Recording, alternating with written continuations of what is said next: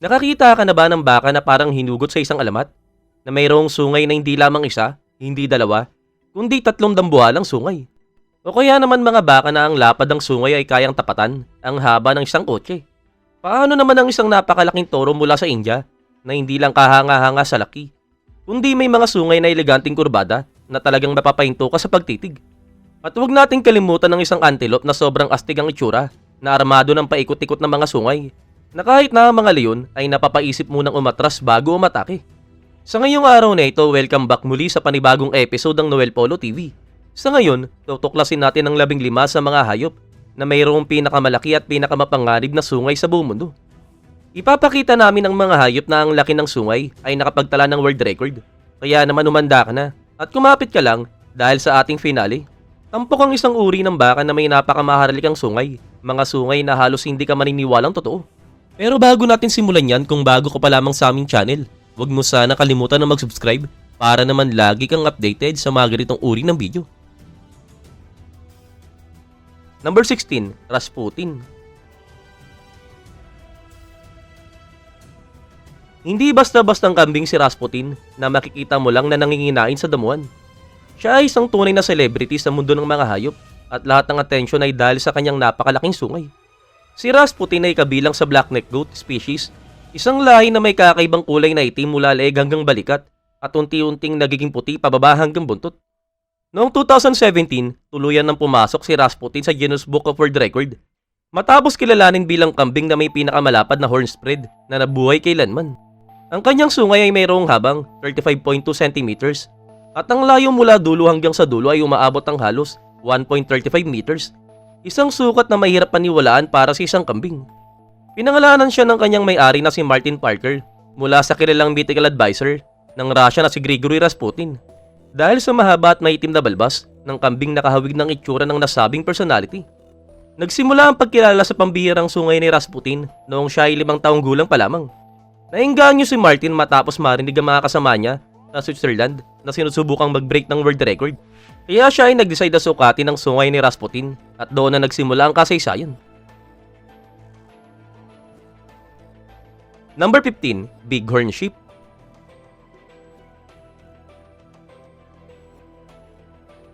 Matatagpuan sa mabatong kabundukan ng North America. Ang Bighorn Sheep ay mayroong isa sa mga pinakamagagarang korona sa kalikasan. Lalo na ang mga lalaki o mas kilala bilang rams na may malalaki at paikot na sungay na tunay na talagang kahanga-hanga. Ang bigat ng kanilang sungay ay maaaring umabot sa 30 pounds na parang may maliit kang aso mula sa ulo mo. At maaari itong humaba na hanggang 3 talampakan pero hindi lang pang display ang mga sungay nito. Napakahalaga ng mga ito kapag panahon ng pagpaparami. Kapag mating season na, nagpapalakasan ng loob ang mga ram sa pamamagitan ng pagbabanggaan ng kanilang mga ulo at sungay na parang arm wrestling pero gamit ang ulo.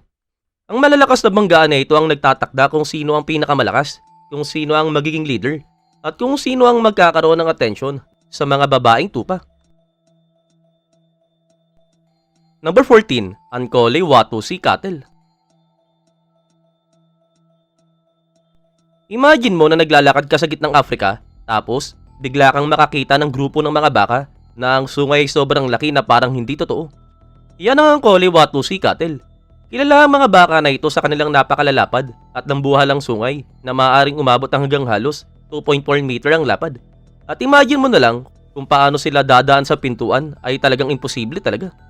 Makikita sila sa iba't ibang kulay gaya ng itim, puti, kayumanggi at halo-halong pattern pero ang pinakakaraniwan ay pula. Noong 2004, dalawang Ankole Watusi na pinangalan ng City, Woody at Lurch ang pumasok sa Guinness Book of World Record dahil sa sobrang kapal ng kanilang sungay na mayroong circumference na 100.35 cm at 92.5 cm ayon sa pagkakasunod. Number 13, Markhor. Ang Markhor ay parang rockstar sa mundo ng mga kambing. Matatagpuan ito sa matataas sa kabundukan ng Central Asia at hawak nito ang titulo bilang may mga pinakamahabang sungay sa lahat ng uri ng mga kambing. Ang kanilang mga sungay ay maaaring humaba na hanggang 5 talampakan na mas matangkad pa kaysa sa karamihan ng tao. Ang mga lalaki ay may natatanging paikot o spiral na hugis na agad na mapapansin kahit sa malayo. Subalit bakit nga ba talaga sobrang laki ng kanilang sungay? Simple lang, dahil sa lugar ng kanilang tinitiran.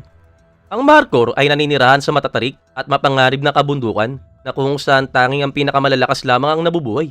Ang malalaking spiral na sungay na ito ay hindi lang pamporma.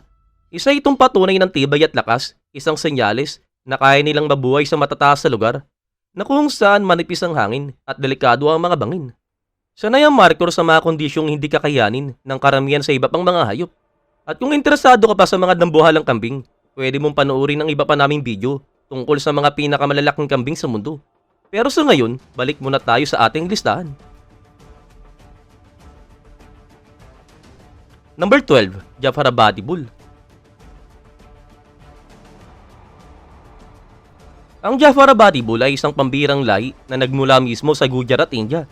Bahagi ito ng pamilya ng water buffalo at kilala sa kanyang napakalaking katawan at napakahabang sungay na eleganteng nakakurba pabalik sa ibabaw ng balikat.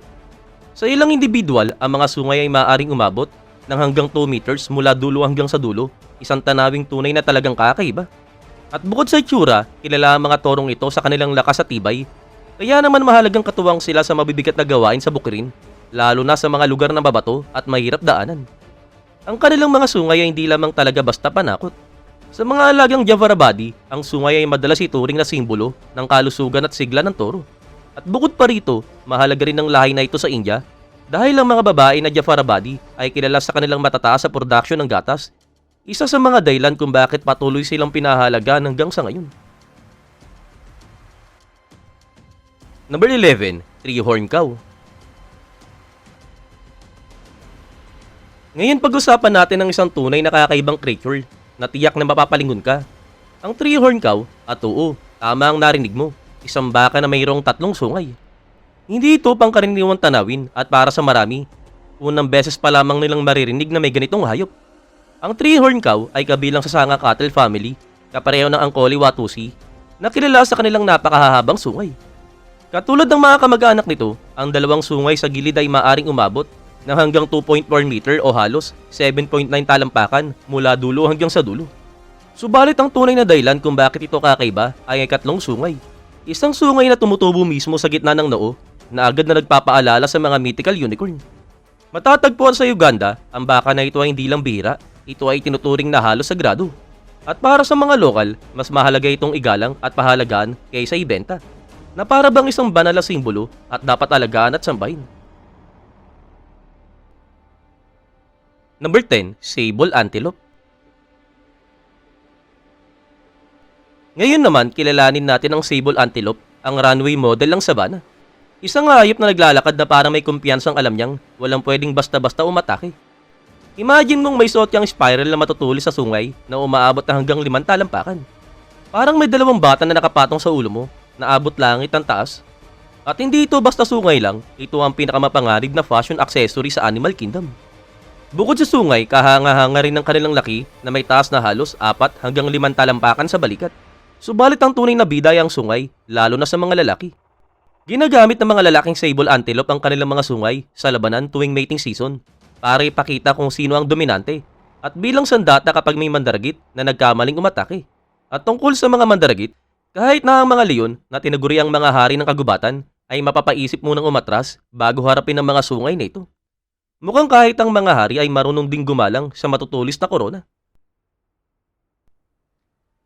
Number 9, Greater Kudu. Imagine mong naglalakad ka sa gubat at sa savana ng silangan ng Timog Africa, tapos bigla ka na lang makasalubong ng isang napaka-eleganteng antelope. Ang unang mapapansin mo agad ay ang dambuhala at paikot-ikot na sungay ng mga ito.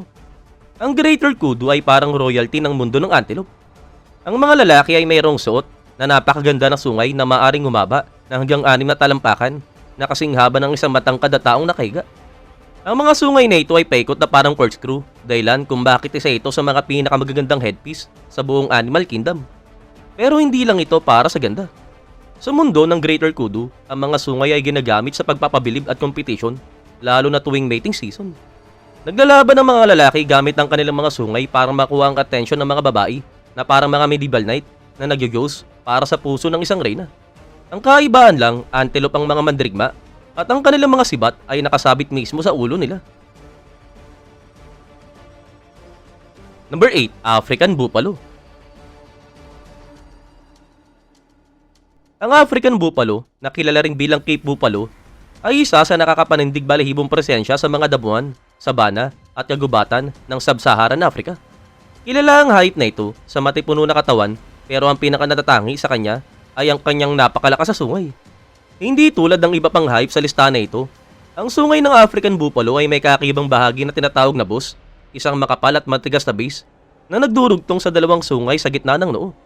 Mula rito ang sungay ay bumubuka palabas, saka kumukurba pa itaas at bahagyang patras. Sa ilang individual, ang lapad ng sungay mula dulo hanggang dulo ay mahigit na 1 metro. Ang mga sungay na ito ay nagsisilbing napakalakas sa depensa laban sa mga mandaragit, kabilang na ang mga leyon na kasalo nila sa tirahan. Pero higit pa sa sandata, ang sungay rin ay isang simbolo ng ranggo at kapangyarihan sa loob ng kawan. Karaniwan, ang may pinakamalaki at pinakamahabang sungay ang siyang dominanteng lalaki na may mas malaking tsansa sa teritoryo at sa mga babae. Bagamat matindi ang kanilang mga labanan, bihira itong mauwi sa malubhang pinsala dahil sa makapalabalat ng mga kalabaw at sa proteksyon dulot ng boss sa pagitan ng kanilang mga sungay. At gaya ng nabanggit na natin noon, kilala ang African buffalo sa agresibong ugali na may kakayahan pa itong sumugod mismo sa mga leyon. Number 7. Rhino. Hindi tulad ng iba pang hayop na napag-usapan na natin, iba talaga ang sungay ng rhinoceros. Hindi ito gawa sa buto, kundi sa keratin, ang parehong material na bumubuo sa buhok at kuko ng tao. Para sa mga rhino, ang sungay hindi pamporma. Ginagamit nila ito para sa depensa laban sa mga mandaragit, para ipakita ang domination sa kapwa nila rhino, at higit sa lahat, para ipagtanggol ang kanilang mga anak. Karaniwang umaabot ng 20 pulgada ang haba ng sungay ng rhino, pero sa ilang kaso, maaari itong humaba na hanggang 55 pulgada. Ang pinakamahabang sungay na naitala ay mula sa isang white rhino na may sukat na halos 60 pulgada, isang tunay na pambihira. Matatagpuan ng mga rhino sa Africa at Asia, at ang kanilang sungay ay isa sa mga pinakakilala at pinaka-controversial na katangian nila. At kung tinatanong mo kung bakit, dahil ang kakaibang sungay na ito ang naging dahilan kung bakit sila target ng mga illegal poacher na naglalagay sa buong species sa matinding panganib ng pagkaubos. Subalit sa ligaw na kalikasan, ang sungay ng rhino ay mayroong marangal at makabuluhang layunin, isang sandata ng kalikasan at hindi kasakiman. Number 6. Ibex. Imagine mo ang isang hayop na tila walang takot sa gravity, kayang maglakad sa halos patayong bangin ng mabatong bundok. Sa bawat takbang nito, parang binabaliwala ang batas sa kalikasan. Dagdagan mo pa ng mahahaba at kurbadang sungay na maaaring umabot na hanggang 4 na talampakan at makikilala mo ang ibex. Ang ibex ay isang uri ng mountain goat na matatagpuan sa Europe, North Africa at Asia, at isa itong tunay na kakaibang tanawin. Para sa mga lalaking ibex, ang mahahabang sungay na nakakurba pataas ay simbolo ng lakas at mataas na katayuan. At tuwing mating season, ginagamit nila ang mga ito sa matinding sagupaan laban sa mga karibal. Naglalak ang kanilang mga sungay sa dramatikong laban para sa domination at karapatang makapagparami. Pero hindi lang talaga labanan ng silbi ng sungay ng ibex. Sa malupit na kapaligiran ng kabundukan, ginagamit din nila ito para hukayin ng pagkain na nakabaon sa nyebe at bilang panlaban sa mga mandaragit sa kanilang matataas at babatong tirahan. Number 5. Scimitar Horned Oryx. Ang Scimitar Horned Oryx ay isang hayop na parang hinugot mula mismo sa isang fairy tale. Dati itong matatagpuan sa North Africa at kilala sa kanyang halos tuwid, subalit napakahabang sungay na maaaring umabot na hanggang 4 na talampakan ng haba. Ang pangalang Scimitar ay nagmula sa pagkakahawig ng kanilang mga sungay sa curved na espada na ginagamit noong sinaunang panahon. Ang mahaba at matulis sa sungay na ito ay ginagamit bilang panlaban sa mga mandaragit at para ipakita ang domination sa loob ng kanilang grupo. Sa kabila ng agresibo nitong itsura, may isa pang mahalagang silbi ang mga sungay ng oryx at ito ang thermoregulation. Tinutulungan itong i-regulate ang temperatura ng katawan, isang mahalagang adaptation sa matinding init ng disyerto. Sa kasamaang palad, ang Scimitar Horned Oryx ay naging simbolo ng pagiging vulnerable ng wildlife sa pressure ng tao. Dahil sa labis na pangangaso at pagkawala ng tirahan, ito ay dineklarang extinct na in the wild. At sa kasalukuyan ay nabubuhay na lamang sa mga conservation center at captivity. Gayunpaman may sinag pa ng pag-asa. May mga program na naglalayong ibalik ang species na ito sa kanilang natural na tirahan. At unti-unti nang isinasagawa ang mga reintroduction project upang muling buhay ng population nila sa wild. Number 4. Mouflon.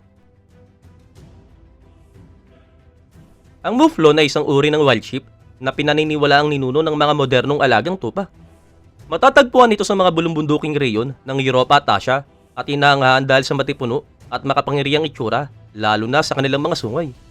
Ang mga lalaki na kilala bilang rams ay may magaganda at kurbadang sungay na paikot na parang spiral na maaaring umabot ng humigit kumulang 33 at kalahating pulgada ang haba. Ang mga sungay ng mouflon ay mahalagang sandata tuwing mating season na kung saan ginagamit ito ng mga ram sa matitinding sagupaan para makuha ang atensyon ng mga babae. At kahit mabagsik ang mga banggaan, bihira itong magdulot ng seryosong pinsala dahil sa hugis ng sungay at sa kanilang estratehiya sa pakikipaglaban. At bukod na rin sa laban, ang mga sungay ay nagsisilbi ring panlaban sa mga mandargit.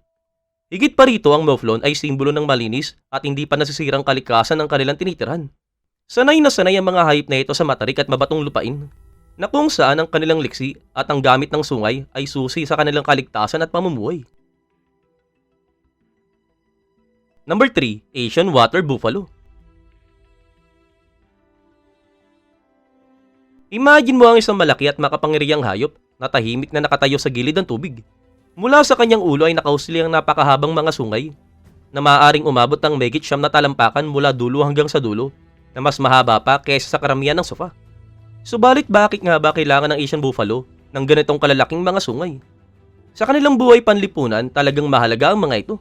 Ginagamit nila ang kanilang sungay para ipakita kung sino ang dominante sa grupo, na parang paligsahan kung sino ang may pinakamalaki at pinakaimponsanteng sungay. Bukod na rin sa social status, ay practical din na gamit ang mga sungay na ito.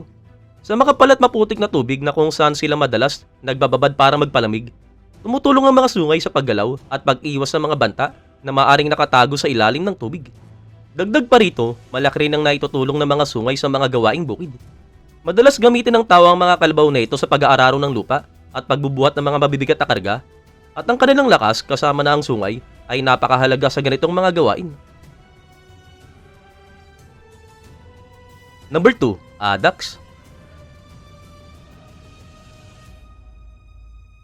Ang addax ay isang uri ng desert antelope na madaling makilala hindi lang dahil sa maputlang balahibo na hindi lang tumutulong para magbalik ng init mula sa araw sa desyerto, kundi pati na rin sa kanyang mga kakaibang sungay.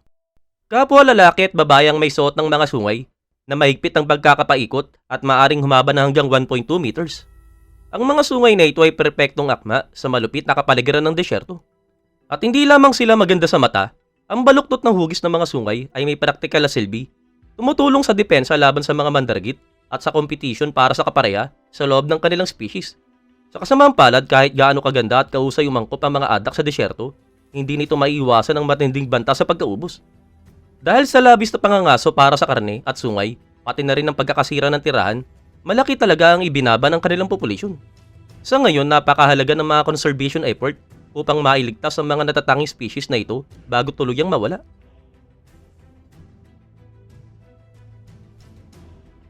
Number 1. Texas Longhorn.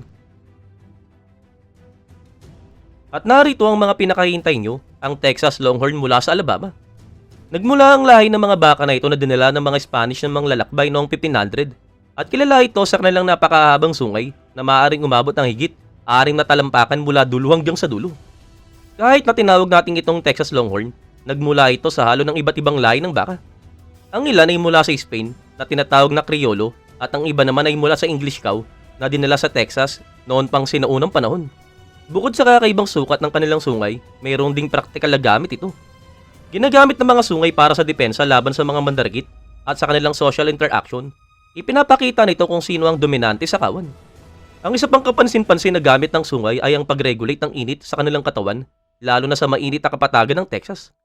Dumadalo yung dugo sa loob ng sungay para magpalamig ng katawan, isang likas at kakaibang mekanismo. At higit pa sa kanilang biological significance, ang Texas Longhorn ay mayroong espesyal na lugar sa kasaysayan at kultura ng Amerika. Mahalaga sila sa unang cattle drive na tumutulong sa pagdala ng baka sa iba't ibang bahagi ng bansa at nagsisilbing simbolo ng panahon ng mga cowboy. Ngayon, may mga hayop ba kaming hindi naisama sa listahan? Ipaalam mo naman sa amin sa komento. At bago tayo magtapos, mag-subscribe ka na at magkita-kita muli tayo sa next pa namin na video.